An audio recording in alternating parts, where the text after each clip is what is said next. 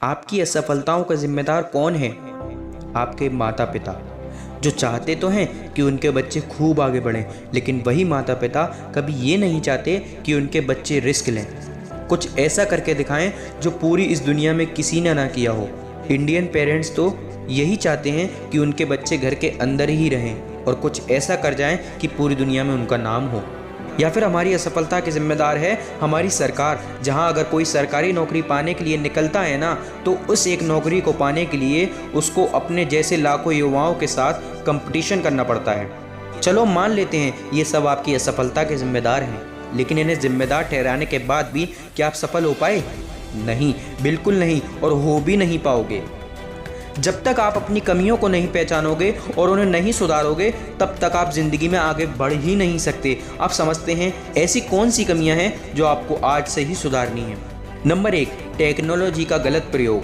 पहली चीज़ जो आपकी ज़िंदगी को बर्बाद कर रही है ना, आज कोई भी इंसान अपनी वाइफ, अपने बच्चों, अपने मम्मी पापा से भी ज़्यादा समय अपने फ़ोन के साथ गुजारता है।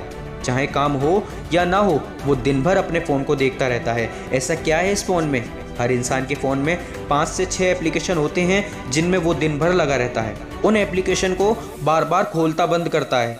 उसे ये बात बहुत अच्छे से पता है कि इससे उसका समय बर्बाद हो रहा है, लेकिन उसके बावजूद वो ये करता है। नंबर 2, युवाओं का रिलेशनशिप। दूसरी चीज़ ये है कि आज के युवाओं का रिलेशनशिप जो साल में मौसम की तरह कई बार बदलता है। पहले तो ये परेशान रहेंगे कि मेरी ज़िंदगी में कोई नहीं है, जब कोई आ जाता है तो परेशान रहते हैं कि ये आया क्यों, और जब वो उसे छोड़कर चला जाता है तो फिर परेशान रहते हैं कि इसने हमें धोखा दिया। और इसी धोखे से बाहर निकलने के लिए वो अपनी ज़िंदगी के कई सारे साल को बर्बाद कर देता है।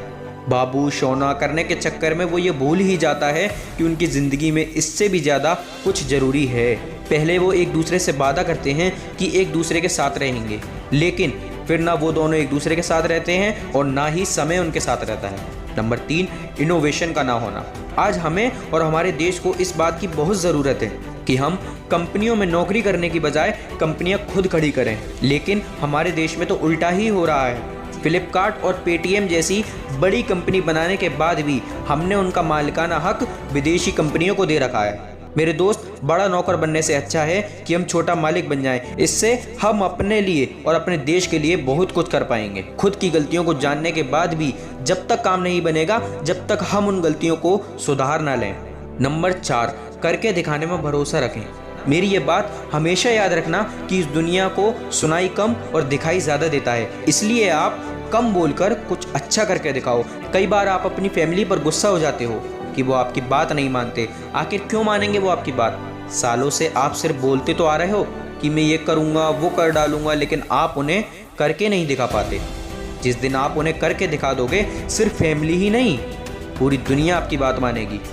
नंबर 5, खुद के साथ एक्सपेरिमेंट करो। लोग कहते तो हैं कि एक लक्ष्य बनाओ और उसे हासिल करके दिखाओ, लेकिन उस लक्ष्य को पूरा करने से पहले आपको कई बार अपने साथ एक्सपेरिमेंट करना होगा, उसी के बाद आगे बढ़ना होगा। अब इस एक्सपेरिमेंट में कई बार आप गिरेंगे, लोग आपको बुरा भला भी कहेंगे, ताने मारेंगे, कहेंगे ये तुम्हारे बस की बात नहीं है, लेकिन तुम कभी हार मत मानना। अपनी गलतियों को पहचानना, उन्हें जानना और उन्हें ठीक करना और ज़िंदगी में आगे बढ़ना।